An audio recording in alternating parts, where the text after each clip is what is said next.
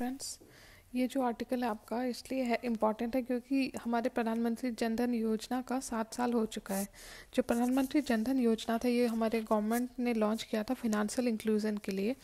और ये national mission की तरह लॉन्च किया गया था फॉर फिनेंशियल इंक्लूजन, जिसमें आपका financial service, banking, saving, remittance, credit, insurance और पेंशन तक इन्वॉल्व थे।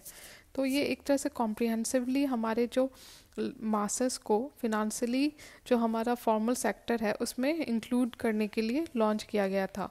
तो जैसा आप देख सकते हैं इसमें सेविंग भी है, क्रेडिट, पेमेंट, इंश्योरेंस, रेमिटेंस।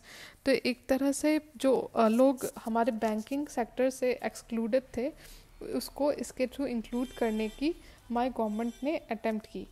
और अगर अगर इसका हम फीचर्स देखें प्रधानमंत्री जनधन योजना का, तो इसमें पहला है इसका कि पेंशन स्कीम जो अनऑर्गेनाइज सेक्टर है उसके लिए। दूसरा, बेसिक सेविंग बैंक अकाउंट जिसमें कि ओवरड्राफ्ट फैसिलिटी मिलती थी 10,000 तक हर एक घर को। तीसरा, इसमें माइक्रो इंश्योरेंस का था। चौथा, फिनेंशियल लिटरेसी प्रोग्राम। पांचवा, क्रेडिट गारंटी फंड। और छठा, universal access to banking service. तो इस तरह से प्रधानमंत्री जनधन योजना एक गवर्नमेंट की एक बहुत इम्पॉर्टेंट स्कीम थी। इस स्कीम का ऑब्जेक्टिव था टू एंश्योर कि हमारा जो डिफरेंट फिनेंशियल सर्विस है वो एक्सेसिबल हो, अफोर्डेबल हो और यूनिवर्सली अवेलेबल हो। इसमें टेक्नोलॉजी का भी यूज़ किया गया था। अगर इम्पैक्ट देखें ओवर द टाइम, अगर हम एसेस करें इम्पैक्ट इसका, तो पहला है कि इसके कारण क्या हुआ कि जो लीकेजेस होते थे, मतलब जो करप्शन होते थे, करप्शन और साथ में लीकेजेस होते थे, वो बहुत हद तक कम हुआ। जो भी डायरेक्ट बेनिफिट ट्रांसफ़र के थ्रू जो भी इनकम ट्रांसफ़र किया गया वल्नरेबल सेक्शन को थ्रू प्रधानमंत्री जनधन योजना विदाउट एनी लीकेज, तो करप्शन इस तरह से आपका कम हुआ। दूसरा, फिनेंशियल इंक्लूजन हुआ, मतलब कि ये ऐसी स्कीम थी जो कि ज़्यादा पीपल सेंट्रिक थी और साथ में जो वल्नरेबल सेक्शन है उनका ख्याल रखते हुए थी। इस स्कीम का एम था कि जितना हमारा एडल्ट पॉपुलेशन है वो मेन सेक्टर बैंकिंग से कनेक्ट हो जाए ताकि उनका एक्सप्लॉयटेशन रुके, जो इनफॉर्मली वो क्रेडिट लेते हैं वो एक्सप्लॉयटेशन रुके। तीसरा था कि जो हमारा फिनेंशियल सिस्टम है उसको फॉर्मलाइज करना। देखिए, अभी भी बहुत हद तक जो गांव हैं, जब आप गांव में जाएंगे तो वहाँ पे देखोगे कि मनी लेंडर्स के थ्रू लोग पैसा लेते हैं। तो इस स्कीम का वही एम था कि ज़्यादा से ज़्यादा हमारे फिनेंशियल सिस्टम को फॉर्मलाइज करना। इसका चैलेंजेस अगर देखें कि प्रधानमंत्री जन धन योजना के क्या क्या चैलेंजेस थे, पहला तो है कि आपका इंफ्रास्ट्रक्चरल इशू, मतलब कि इंफ्रास्ट्रक्चर जो बेसिक इंफ्रास्ट्रक्चर है कनेक्टिविटी की, चाहे वो फिज़िकल हो या डिजिटल कनेक्टिविटी, उसकी कमी थी। स्पेशली जब आप हिली एरिया देखो या इनएक्सेसिबल एरियाज़ देखो, नॉर्थ ईस्ट के या जम्मू कश्मीर का एरिया हो गया।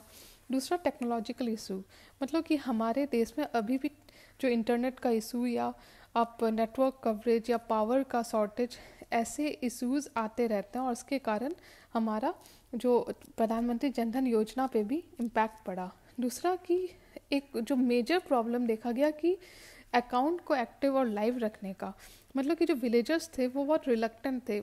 उनको लगता था कि हमारे पास खाने को ही पैसे नहीं है, हम बैंक में पैसा रख के क्या करेंगे।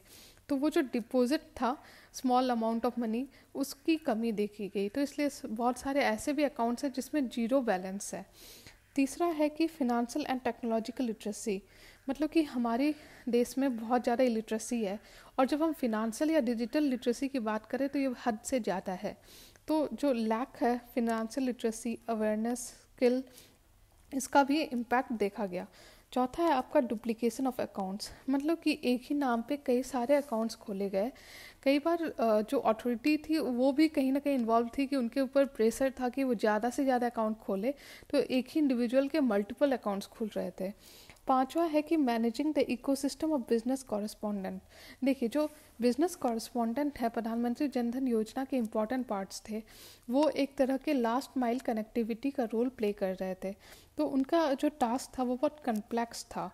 बहुत बार देखा गया कि जो उन्हें सब्सिडी या रेम्यूनरेशन मिलना था वो बहुत लेट से पहुंचा या पहुंचा ही नहीं। दूसरा कि उनके तरफ से भी कमिटमेंट की कमी देखी गई, उन्हें ज़्यादा इंसेंटिव फील नहीं हो रहा था इस तरफ काम करने को। फिर नेक्स्ट है आपका इसी में कि इफ़ेक्टिव ग्रीवेंस रिड्रेसल सिस्टम नहीं है। मान लो किसी को कुछ प्रॉब्लम आया और वो सॉल्व करना चाहे, तो जो उनके उसके प्रॉब्लम को ग्रीवेंस को रिड्रेस करने की कमी दिखी गई। साथ में जो लास्ट पॉइंट है इस मामले में कि जो बिजनेस कॉरेस्पॉन्डेंट है उसको अच्छे से ट्रेन नहीं किया गया, उसे खुद बहुत सारे ट्रेनिंग की कमी थी। इस कारण से वो जो लास्ट माइल कनेक्टिविटी है फिनेंशियल सर्विस का वो अच्छे से प्रोवाइड नहीं कर पाया। अगर हम वे फॉरवर्ड देखें तो पहली बात तो है कि हमें फिनेंशियल एम्पावरमेंट करने की ज़रूरत है, चाहे वो इंफॉर्मेशन का हो या अवेयरनेस का हो या जो अलग अलग स्टेक होल्डर्स हैं विलेज लेवल पे या इनएक्सेसिबल एरियाज़ में उनको इन्वॉल्व करने की ज़रूरत है। दूसरा कि इंफ्रास्ट्रक्चर पे भी हमें काम करने की ज़रूरत है। हमें ज़रूरत है कि हम अपने जो पावर सिस्टम हुआ या फिर जो इंटरनेट कनेक्टिविटी है इसको और ज़्यादा स्ट्रॉन्ग करें।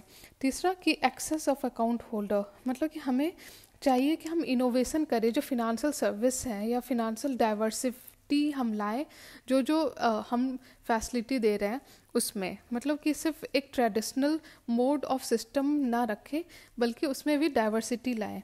तो माइक्रो क्रेडिट या माइक्रो इन्वेस्टमेंट की तरफ हम ध्यान दे सकते हैं।